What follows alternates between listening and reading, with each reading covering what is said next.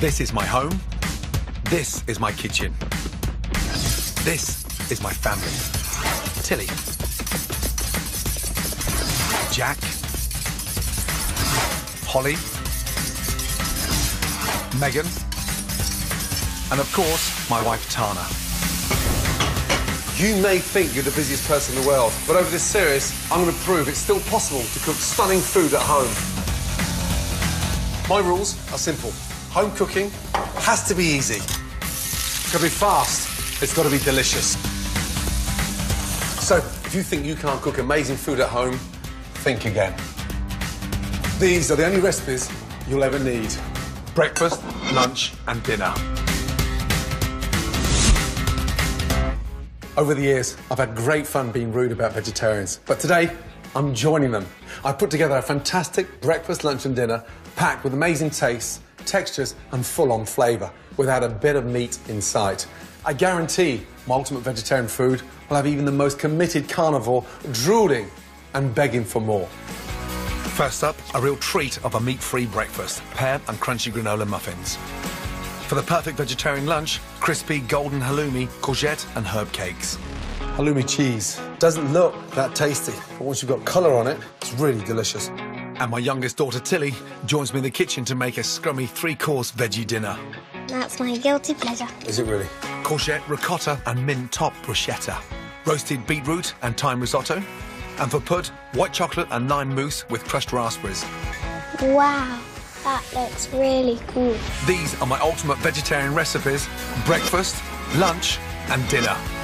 First, the perfect morning treat for vegetarians and carnivores alike, pear and crunchy granola muffins. Something quite nice when you walk into friends or family's house and you smell a muffin being baked. The flour and the baking powder in, a nice touch of cinnamon. Cinnamon muffins goes brilliantly. Pinch of salt. That's really important for the sort of overall flavour. You don't want the muffin to be too sweet. Muscovado sugar. That's the refined brown sugar. Really rich and somewhat spicy and goes brilliantly inside the muffin. And then my crispy granola. Now we're going to put half of this in now and save the other half to sprinkle on top of the muffin. Give that a really good mix. In the centre, I'm going to have some fresh pear. Top and tail of the pears. Really important to peel. Nothing worse when you're trying to enjoy that muffin and you're negotiating with a big slither of skin of pear. Slice them round, the core, 4 sides, and slice them nice and thinly. Generally, muffins contain around half the fat and sugar of cupcakes. Once the dry ingredients are mixed together, you add in the wet. 2 whole eggs. Nice. Milk in. Followed by gently melted butter. Give that a good mix. Add that to your mixture. Just start folding. Always do it by hand. Muffins are delicate, dainty, little beasts. Don't overwork your muffin mixture. You want that mixture to become nice and relaxed. Now, the mix looks nice and creamy. Your tray and your little cups. And spoon in that mixture. 2/3 full. 1 nice generous spoon. And you can tell the mix is right because you've got that even distribution of the pear running from the top to the bottom. Just gently tap your tray, both ends. That gets the mix all the way down so they cook nice and evenly. Take your granola, now sprinkle that on top. And so you've got this dual texture, spicy pear and this nice crunchy topping. It makes the muffin taste and feel a little bit more luxurious. Now, into the oven at 180 for 25 minutes. Beauties.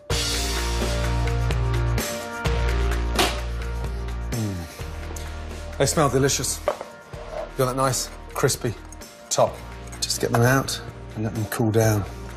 And I don't have any problems turning vegetarian once or twice a week when I'm having muffins like that. Nice. They smell amazing.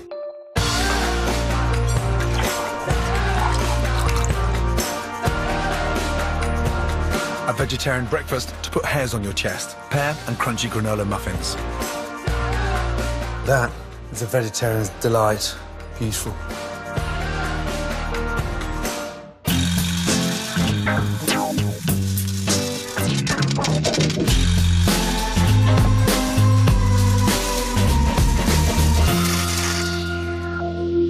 Coming up, I'll be showing you a stunning vegetarian lunch and dinner. But first, here's a more in-depth look at the key ingredients you'll need for them. First for dinner, I'm using risotto rice. Risotto is a flagship classic in Italian cuisine, but it's widely believed that the Spaniards introduced it to northern Italy back in the Middle Ages. There are three main types: arborio, carnaroli, and violoni. Their ability to absorb liquid and flavour whilst releasing lots of starch is what makes risotto uniquely delicious and unctuous. A tasty, creamy and inexpensive way to satisfy lots of tummies without a morsel of meat in sight. The deep, dramatic red colour of sweet, earthy beetroot makes it difficult to outdo in terms of all-round culinary impact. But early forms of this humble root veg were carrot-shaped and favoured for their medicinal rather than their cooking merits.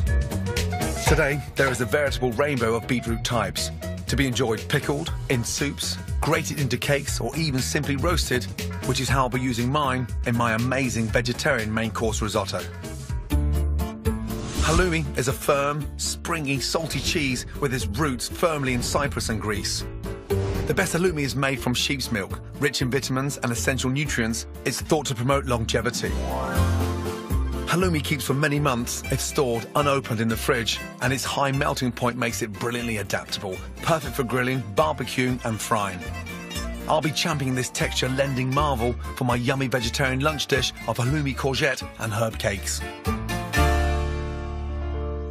As a chef, I'm never sniffy about cooking with vegetables because I know that with a bit of care and attention, they can be turned into something absolutely stunning.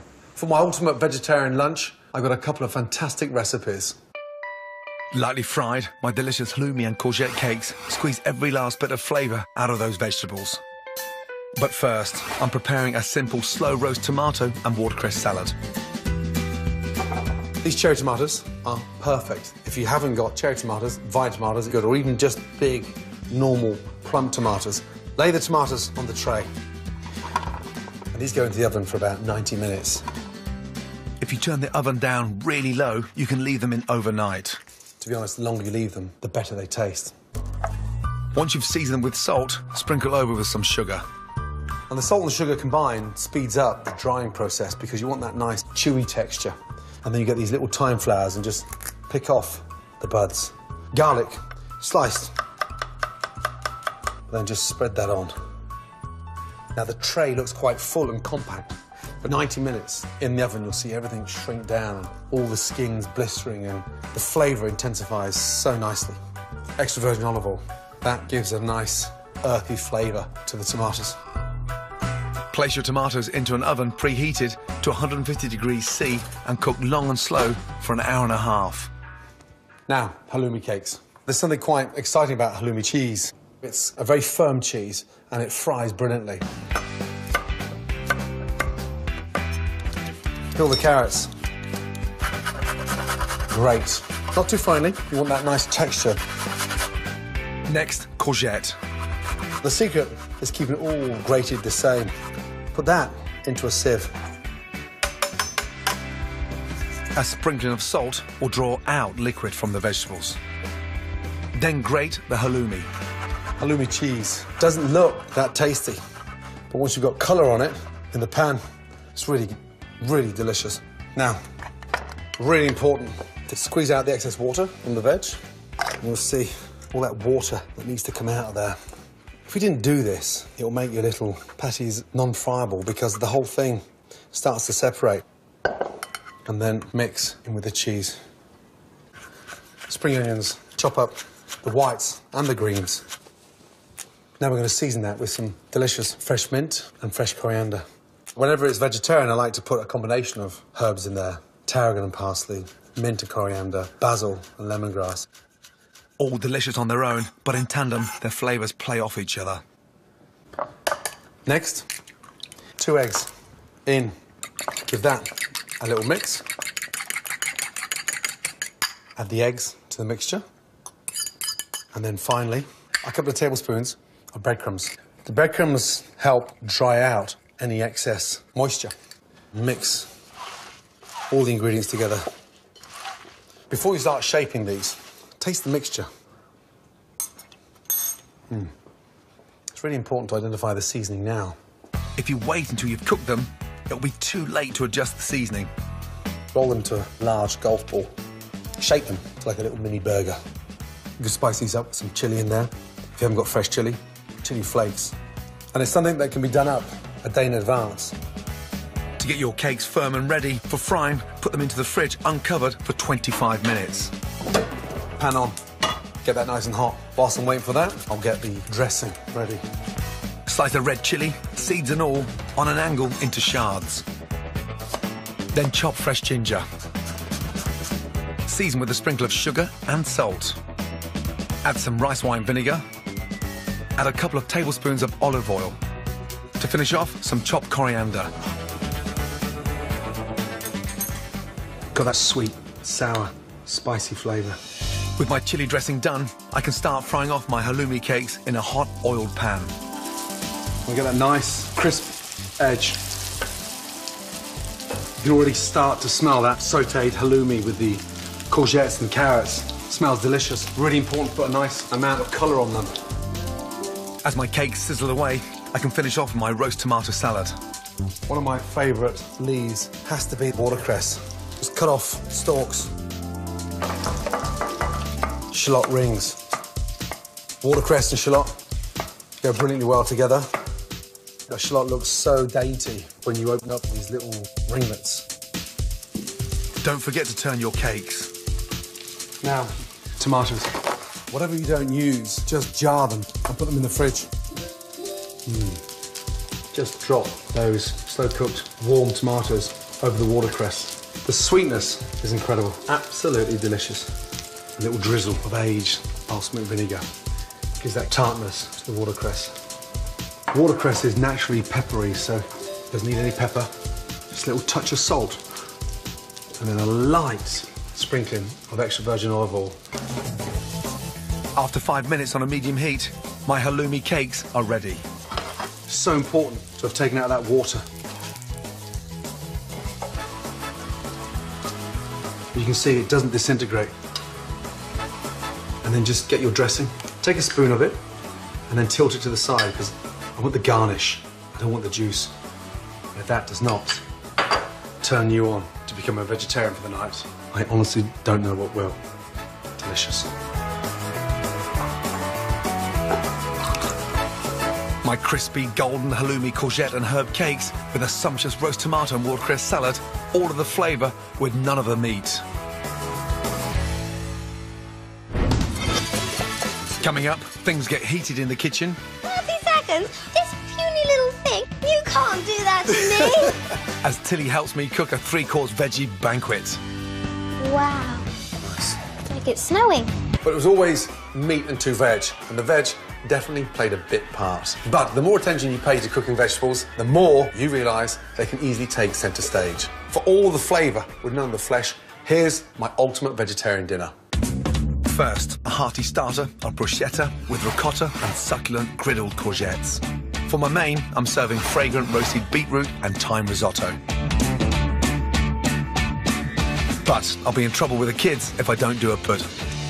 So I'm enlisting the help of my youngest, Tilly, to rustle up an indulgent chocolate and lime mousse with crushed raspberries. So if you unwrap the chocolate, start breaking it up in little bits.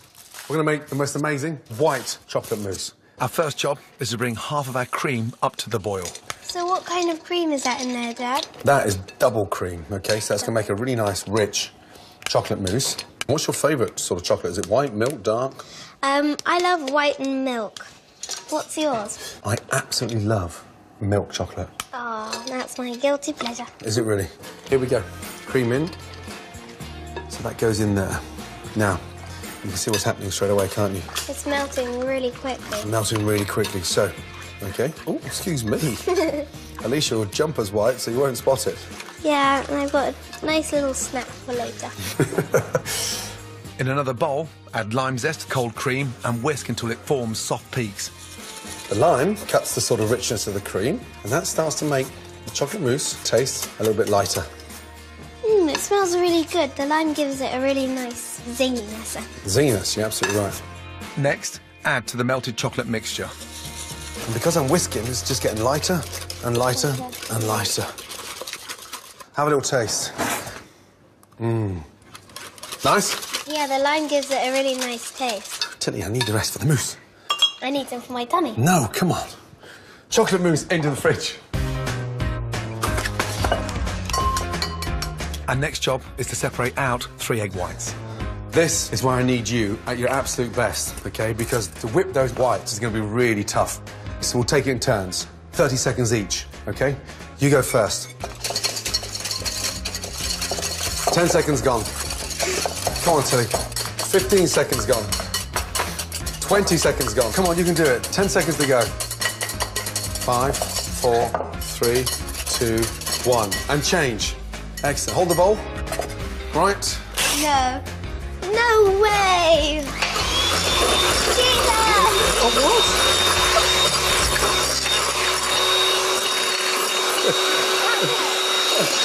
Come on. It's over, Dad. Matilda! That's you can't walk out with Daddy. You can't do that to me. 30 seconds, this puny little thing, and you come with this big little machine gun. Because that's the best way of whipping up egg whites. But why didn't I do it that way? You start tipping that sugar in slowly.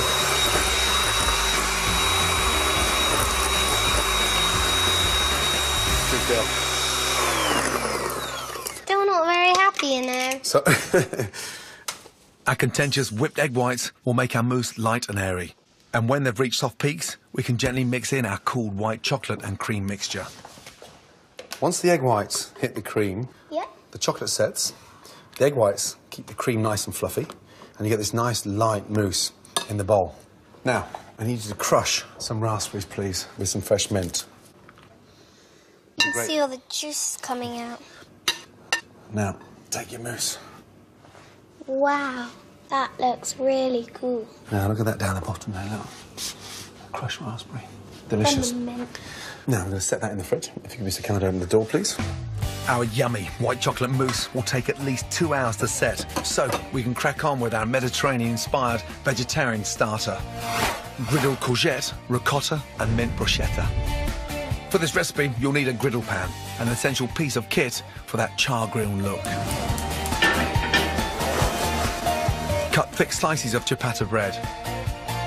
Drizzle both sides with olive oil. Season with a little salt and pepper, and griddle each side until toasted. Then slice a couple of courgettes diagonally into ½ centimetre thick pieces. Drizzle and coat in olive oil and season with salt and pepper.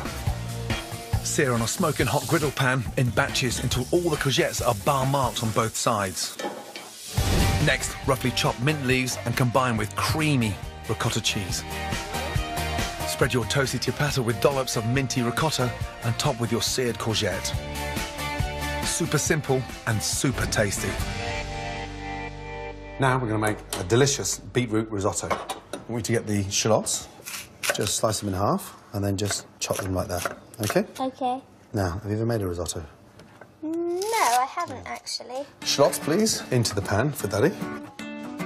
Add a sprinkle of salt and pepper along with a couple of crushed cloves of garlic.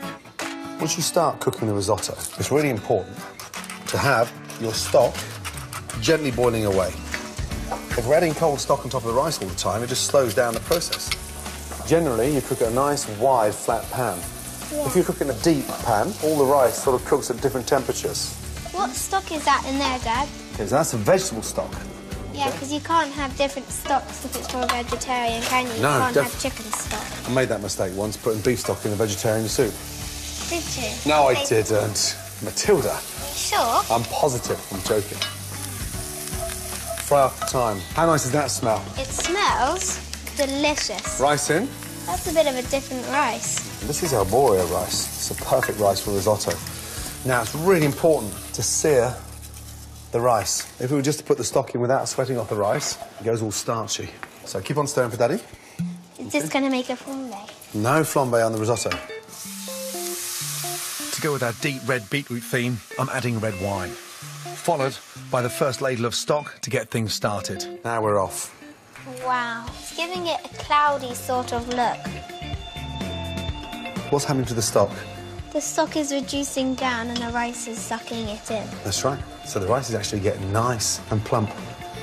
When a risotto is live, when it's like this now, we can't stop cooking it. We have to cook it all the way. OK, ready for the next ladle? I'm ready. Good girl. Here we go. Ladle in. So we have to make this for literally 20, 25 minutes. And we're nursing it all the way. Beetroots. Peeled them, rubbed them a little bit of salt and sugar. Yeah. And a little bit of aged basmati vinegar in there. Roasted them. I'm going to grate my parmesan. How's that rice doing? The rice is doing good. Now, that is exactly where we want to be now, look. Look at that nice, glossy, textured rice. So beetroots, I want you to put 2/3 of the beetroot in there for me, saving 1/3 for the top. Good. Sprinkle the parmesan in there for me, please, all over.